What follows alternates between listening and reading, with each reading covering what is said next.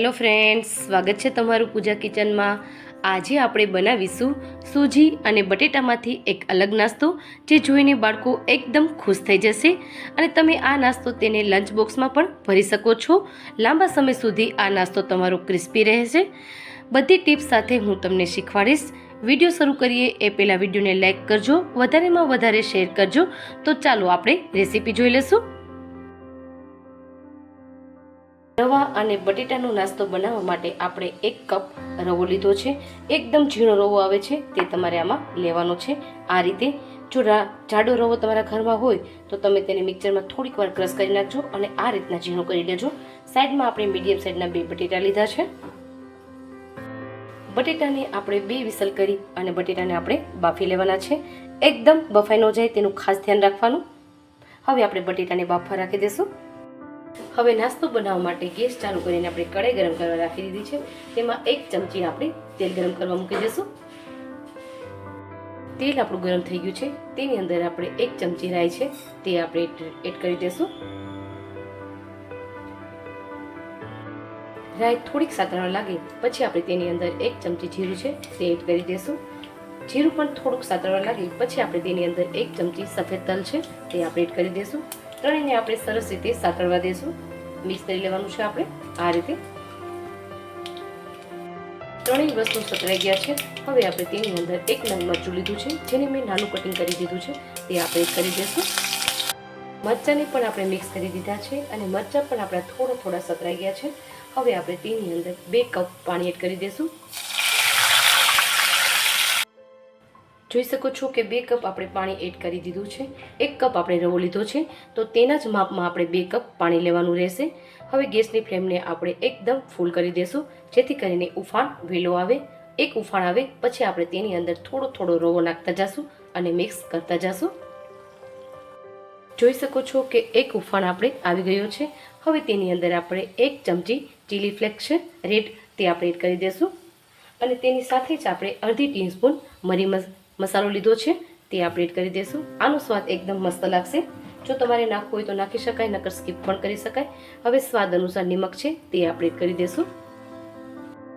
જોઈ શકો છો કે ફૂલ ગેસ ઉપર આપણો ઉફાણ આવી ગયો છે। હવે ગેસની ફ્લેમને આપણે સ્લો કરી દેવાની છે અને એક હાથે આપણે થોડો રવો નાખતા જઈશું અને બીજા હાથેથી આ રીતે મિક્સ કરતા જઈશું, જેથી કરીને ક્યાંય પણ ગઠ્ઠા ન પડે। થોડો નાખતા જઈશું અને મિક્સ કરતું જવાનું છે, તેનું ખાસ ધ્યાન રાખવાનું છે આ રીતે।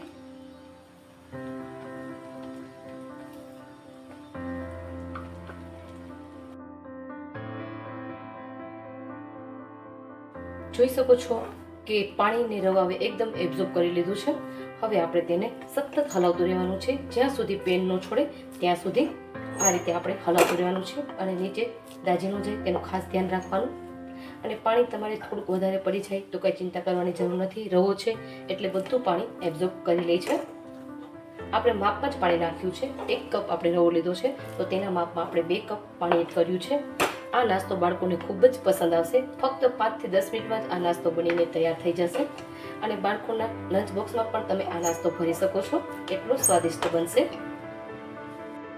જોઈ શકો છો કે 1 થી 2 મિનિટમાં જ આપણે રવાવે પેનને છોડવા લાગી છે, જોઈ શકો છો તમે। હવે આપણે ગેસની ફ્લેમને બંધ કરી દઈશું અને ગેસની ફ્લેમને બંધ કરીને જ ઉપરથી ઢાંકણ ઢાંકી અને આપણે 5 થી 6 મિનિટ આને રેસ્ટ આપશું, જેથી કરીને રવો આપણો ફૂલી જાય। હવે આપણે ઢાંકણ ઢાંકી દઈશું।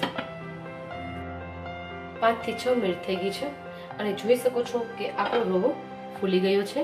હજી પણ આપણો રવો ગરમ છે। હવે એક પ્લેટમાં તેને ઠંડો પડવા રાખી દઈશું આપણે। જોઈ શકો છો કે રવાને આપણે એક પ્લેટમાં કાઢી લીધું છે। હવે જે આપણા બાફેલા બટેટા છે તે આપણે એડ કરી દઈશું। બોલ કરેલા આપણા બટેટા છે અને ઠંડા પણ પડી ગયા છે। હવે તેને આપણે ખમણી લેશું આ રીતે ખમણવાથી તેમાં ગઠ્ઠા નહીં પડે અને એકદમ સ્મૂથ તમારું ખમણાઈ જશે।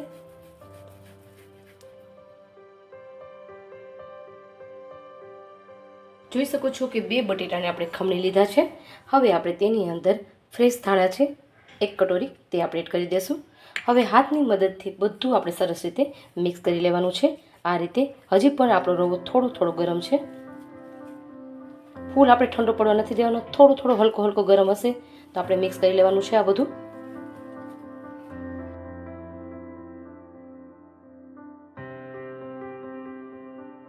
જોઈ શકો છો કે બધી વસ્તુને આપણે મિક્સ કરી દીધી છે આવી રીતે, અને જેવું આપણે લોટ બાંધીએ છીએ તેવી રીતના આપણે તેને ભેગું કરી લેવાનું છે. હવે આપણે તેમાંથી આ રીતના થોડા લુવા લેશું. લુવા લેતા સમયે તમારા હાથમાં ચોટે તો થોડુંક તેલ તમારે હાથમાં લગાડી લેવાનું, જેથી કરીને તમારે ચોટે નહીં. આ રીતે આપણે કરી લેવાનું છે. જોઈ શકો છો કે 1 કપ રવામાંથી આપણે મોટા 3 લુવા બનીને તૈયાર કરી લીધા છે. આપણે જોઈ શકો છો કે લાકડાનું એક આપણે પાટીયું લીધું છે. આની જગ્યાએ તમે રોટલી વણવાનો પાટલો પણ લઈ શકો. હવે તેને આપણે થોડુંક તેલવેથી આ રીતે ગ્રીસ કરી લેશું, જેથી કરીને આપણે જે નાસ્તો બનાવીએ છીએ તે ચોટે નહીં. થોડું આપણે તેને તેલ વડે ગ્રીસ કરી લેવાનું છે. હવે આપણે રવામાંથી જે લુવો બનાવેલો હતો તે આપણે લઈ લીધો છે. હવે આપણે તેને આ રીતના આપણે શેપ આપવાનો છે. જોઈ શકો છો તમે, બંને હાથેથી આપણે હલકું પ્રેસ કરશું, જેથી કરીને તે ખુલ્લું ન પડી જાય આ રીતે. અને નીચે આપણે તેલવેથી ગ્રીસ કરેલું છે, તેલ વડે ચોટે નહીં તે માટે આ રીતે આપણે કરી લેવાનું છે. જોઈ શકો છો કે સાવ હલકા હાથેથી આપણે આ રીતના રોલ બનાવી લીધો છે, અને ક્યાંય પણ ક્રેચ નથી અને ક્યાંય પણ આપણો રોલ તૂટ્યો નથી. આવી રીતના તમારે રોલ બનાવી લેવાનો છે. હવે પાછળનો ભાગ અને આગળનો ભાગ આપણે આ રીતે કટ કરી અને અલગ કરી લેવાનું છે આ રીતે. હવે આપણે તેને કટ કરશું. આ રીતે આપણે થોડું એંગલ લઈ અને આ રીતના આપણે કટ કરવાનું છે. તમે આ નાસ્તામાં કોઈ પણ શેપ તમે આપી શકો છો, જે તમારા બાળકને મનપસંદ હોય તે. હું આ રીતના કટ કરું છું, જોઈ શકો છો તમે.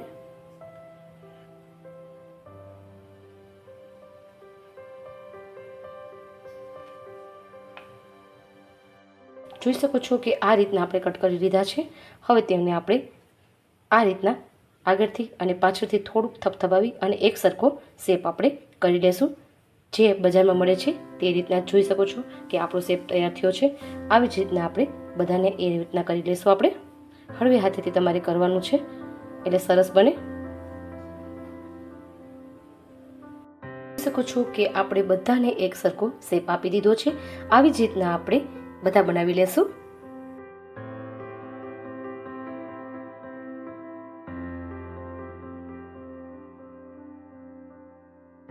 જોઈ શકો છો કે આવી રીતના આપણે બધા બનાવી લીધા છે આપણે, અને એક સરખો જ આપણે તેને આકાર આપ્યો છે. તમે કોઈ પણ આપી શકો આમાં. હવે આપણે આ નાસ્તાને ગરમ તેલમાં ફ્રાય કરવાના છે. તો હવે આપણે તેલ ગરમ કરવા રાખી દઈશું. તેલ આપણે ગરમ કરવા મૂકેલું જ હતું અને તેલ આપણું પરફેક્ટ ગરમ થઈ ગયું છે. એકદમ ધુએદાર આપણે તેલ ગરમ કરવાનું છે.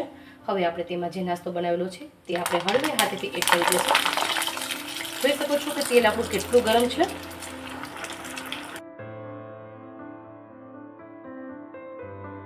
ગેસની ફ્લેમને આપણે એકદમ હાઈ રાખવાની છે, અને જોઈ શકો છો કે કેટલા બબલ્સ છે. આપણે નાસ્તો નાખ્યા પછી તેને આપણે પલટાવવાની ઉતાવળ નથી કરવાની. હલકા બબલ્સ આપણા થોડા કમ થાય પછી આપણે તેને હલાવી લેશું. જોઈ શકો છો કે 1 થી 2 મિનિટમાં જ આપણા બબલ્સ ઓછા થઈ ગયા છે. હવે આપણે હળવે હાથેથી પલટાવી લેશું આ રીતે. હવે ગેસની ફ્લેમને આપણે મીડિયમ કરી દેવાની છે. જોઈ શકો છો કે 4 થી 5 મિનિટ જેવો સમય થઈ ગયો છે અને ગેસની ફ્લેમ આપણી મીડિયમ ઉપર છે. અને જોઈ શકો છો કે આપણો નાસ્તો એકદમ ઉપર આવી ગયો છે. પરફેક્ટ આપણો નાસ્તો બનીને તૈયાર થઈ ગયો છે. આપણે ગોલ્ડન બ્રાઉન કલર આવે ત્યાં સુધી આપણે તેને તળવાના છે, અને એકદમ ક્રિસ્પી ગરમ હવે આપણા તળાઈ ગયા છે. એક પ્લેટમાં બહાર કાઢી લેશું.